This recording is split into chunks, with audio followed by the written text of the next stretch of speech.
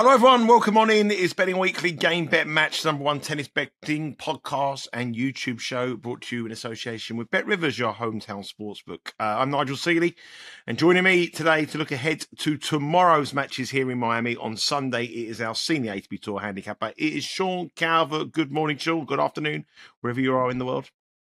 Good afternoon. Yeah, it's good morning to you, isn't it?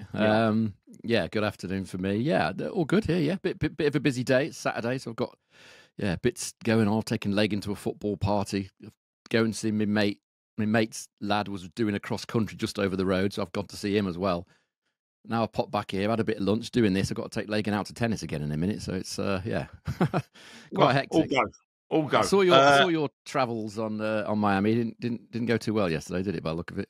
Oh, mate. I'm going to get some stick. I'm getting a lot of stick at the moment on social media about our picks. But honestly, I'm getting a lot of sticks on the live show. The live show got a lot of stick last night. I would do every single one of those bets again, and they would all go for us. I'll just give you a quick recap. I know we're short of time, but you had the same as me with Khachanov, didn't you? Sat there live while he blew a 1-8 lead. That's what he did to me in Indian Wells.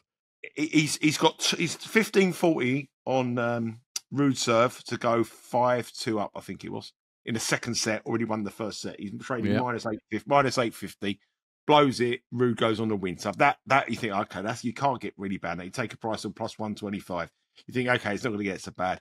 Then we go to watch Emma Raducanu play Navarro. Right, Navarro it goes all the way to a tiebreak. Navarro has 2 set points to take the opening set. I bet Navarro to win 2-0. She fails to take the 2 set points, one of them on her serve, one of them on the return. Emma Raducanu wins it. Second set, I think, she's plus 180 now. We've got a better in play. A better in play at plus 180. She steamrollers Raducanu in the second set, 6-2. And then she goes into the final set, minus 350. Injured, minus 350. Navarro breaks straight away, trades minus 1,000. Then Navarro has points for a double break. Can't hold her serve and loses in a tiebreak. And then we go to centre court when Novak Djokovic is playing, and I'm on over 19.5 against Rinky Ichigata. Djokovic wins 6-love in set number 1, and it goes all the way to a tiebreak in set number 2, and Djokovic wins and the game's coming at 19. It was just horrible. That's what it was like with me at Indian Wells. It's much worse when you're there. Much worse. At least when you're at home, you can sort of maybe just think, "Oh, okay, that's done," and turn it off and go and do something else. When you're there, and you have to suffer every single point with the player. That makes it worse. So it was awful. The only saving grace we found, I found the whole designated area sort of like designed, but for Stella. I saw that, and then a very, very, very attractive Latino American young lady behind the bar. I was chatting to, and I was drowning my sorrows in a couple of cans of Stella, and she was very charming. And that was like it was like a kid going to Disneyland, seeing the Magic Kingdom on the first day going across to Orlando. My Magic Kingdom I felt like Homer Simpson when he went to Duff World. That's what I felt like. That's probably a pretty good analogy. Yeah. Stella is pretty much everywhere at these American tennis events. They had Stella at Delray Beach as well. Yeah, anyway. Very good. Okay, let's move on to tomorrow. Tomorrow's another day. We're going for a bad run. On the outrights as well have been a bit of a bad run as well, with the luck not going our well. But they've all been injured or sick. Well, these are bets that I do all the time. It's just happening on everything I'm doing at the moment. The football conceding last-minute goals. It's been a terrible start to 2025. But I'm confident we'll turn it around, and we'll still turn it around tomorrow. Let's move on to the matches. Grigor Dimitrov against Khachanov is our first match we are going to discuss.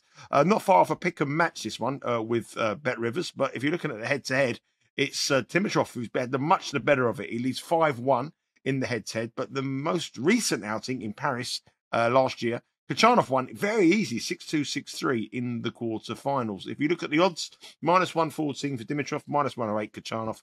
Spread 1.5. Total here is 23.5. It's an interesting one here because it's more or less a pick and game. But on the head-to-heads and on the data, it's overwhelmingly in favour of Dimitrov. But Khachanov did win that most recent outing very easily.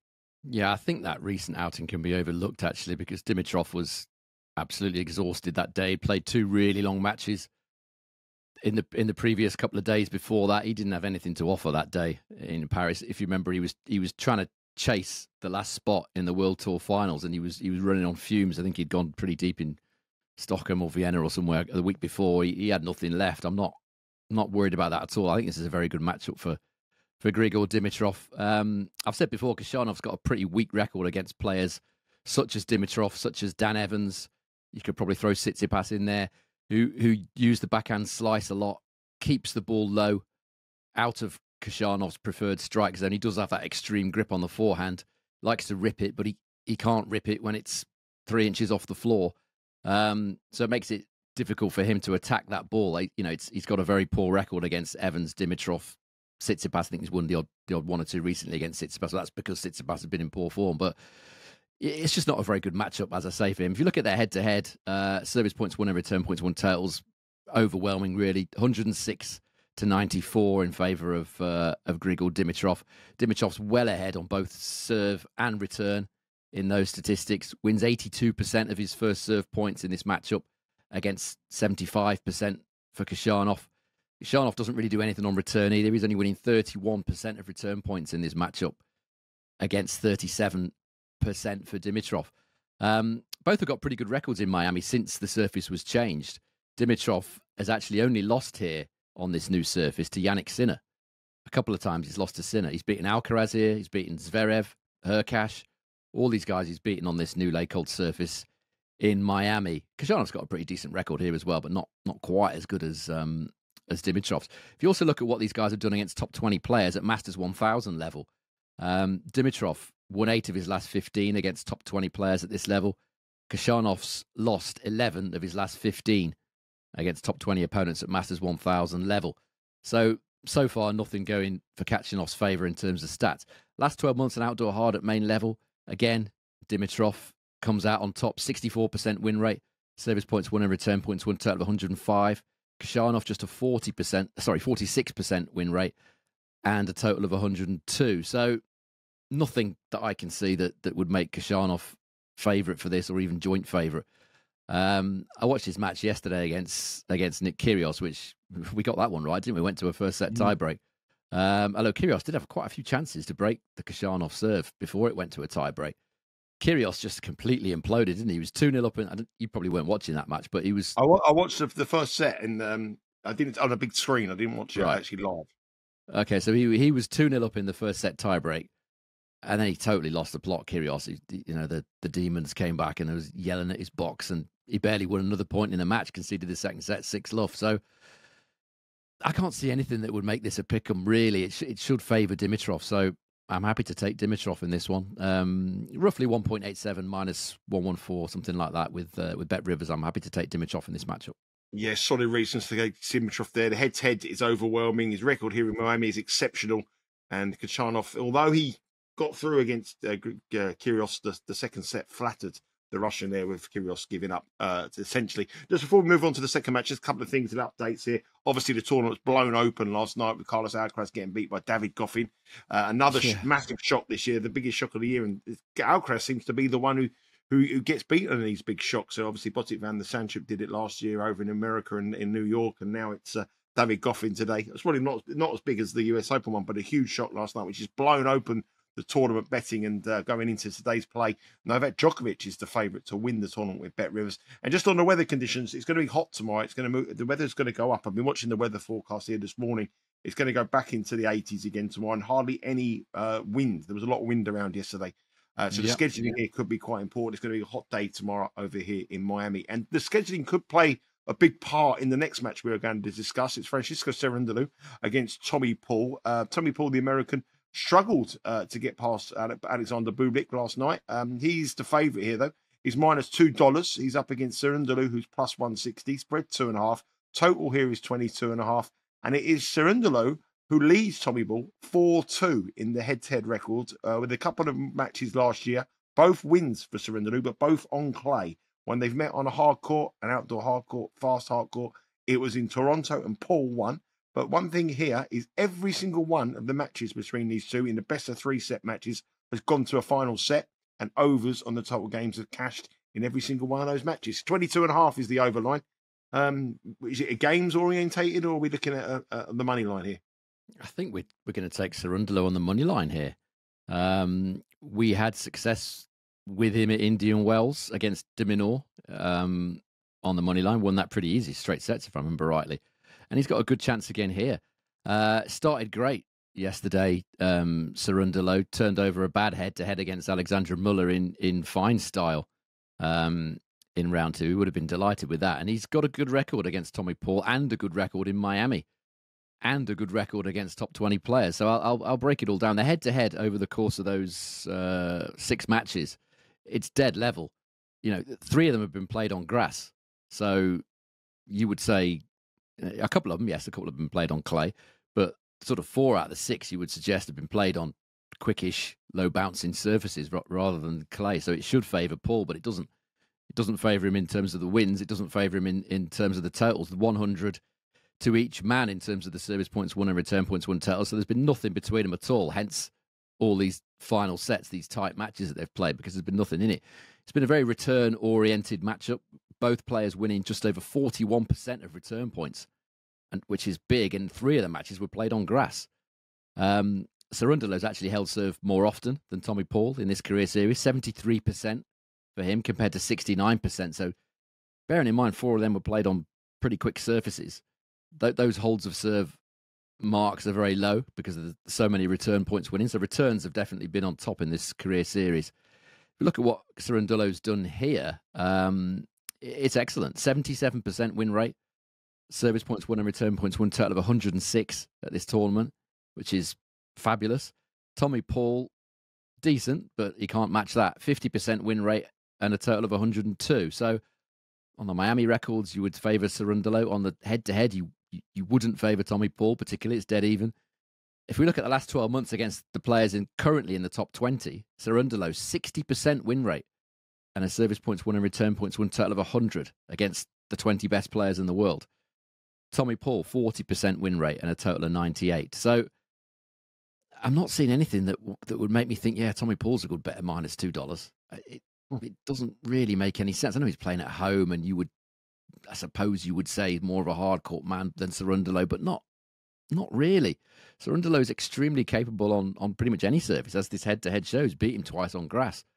I think Cerundolo's got a decent chance. I know this probably won't drop in time, but I still think Cerundolo's got a decent chance of doing something at this tournament now that Alcaraz is out. If he beats Tommy Paul, which he's more than capable of doing, he's got a very good record against Casper Ruud, who he'd probably play next. I think he's won 4 of the last 6 against Casper Ruud. And then he'd be into like a quarter-final against, maybe a Dimitrov or, somebody like that. So I think this won't drop in time, but I'd be interested in him on the outrights at a big price. As far as this is concerned, +160, yeah, I'm happy to take a chance on that.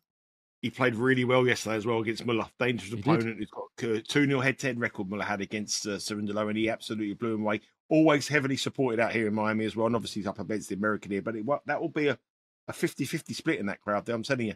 And Tommy Paul struggled last night against Bublik, didn't play at all well, was quite fortunate in the end to get through. So Cerundolo here, +160. Look at the money line as well, the +160. Look at the tournament outright market as well with Bet Rivers. Head across to the Bet Rivers website or on the app to see the outright markets and all the matches available for tomorrow. The action will start at around about 11 o'clock Eastern time tomorrow morning, and there'll be about 38 to 40 different markets available on this match. Okay, let's move on to our next match, and we're going to start with Sebastian Korda. He's up against Stefanos Tsitsipas. Now, this is a matchup that would have excited me a couple of years ago. It would have been a match that I would have liked to have gone to watch, but the way these two are playing at the moment, it's not so exciting as it potentially could be. Tsitsipas is on the actually playing all right, to be fair, though, in recent weeks. So he's a 2-0 head-to-head record, winning record against Korda. One of them was a challenger, though, at the Boodles event over in the UK. It was just an exhibition, wasn't it, that one? There's 1-0 in the proper head-to-head. If you look at the odds here, it's very heavily in favour of Tsitsipas, -$2. Korda +160, spread 2.5 and +23. It's over under 23.5. Korda's an enigma. We know that. When we're on a bad run, Sean, and we're looking for safe bets and just to get back on the winning track, Tsitsipas Korda isn't the kind of game that I want to be investing my hard-earned money in to try to get me out of a bit of a hole.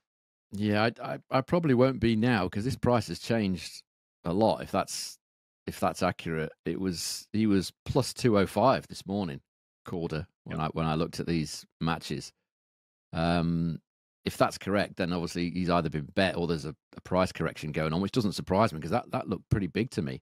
Not convinced by Tsitsipas. There's been a big move for Korda this morning, and just to let you know, the plus 163 there with Bet Rivers is the best price there is, and the plus 160 is the best price around. A lot of other sports books are around about plus 140, so that is a price that is under threat, which may not even see the next hour. So Korda is definitely being bet here. Yeah, I'm not surprised at plus 205 because there's no reason to back Tsitsipas at that sort of price, particularly at this tournament where he hasn't got a particularly good record. You know, a quick, slick, low bouncing surface and the humidity. He's never gone well at the US Open either. He doesn't tend to go well in these humid places, or certainly hasn't in Miami and New York.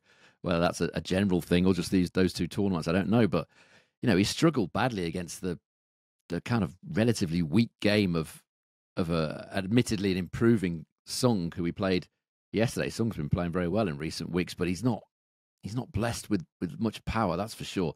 And he was a set and a break up, Sung, in that match against Tsitsipas. Korda, you know, you got it right. He is an enigma. He's coming back from yet another injury. I can't remember which one it was this time. He's had that many injuries. But what I like about him is what I mentioned on the live show. But my live show stuff's been great, by the way. I put all sorts of winners on the live show, one of which was Jordan Thompson, plus 175 against Giron.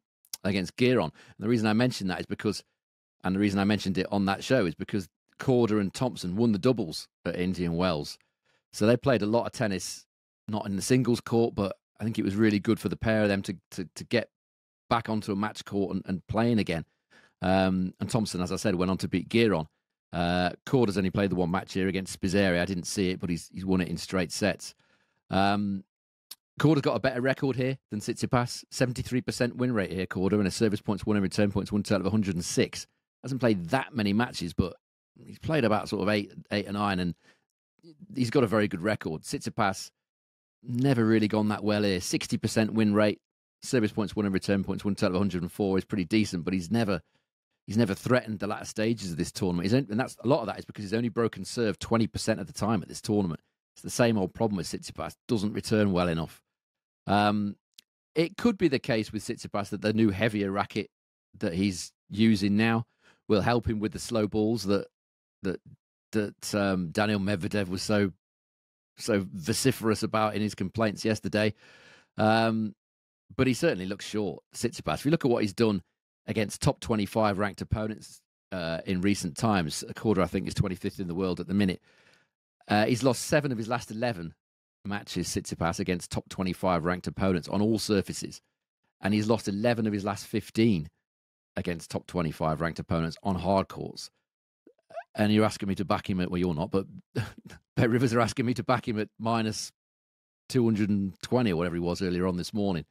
No, I mean, Korda would have been a pick for me, I think, at plus 205. As you say, that price looks like it's on the way down at the minute. So maybe the value's gone a little bit, but yeah, Korda would be a decent lean for me there.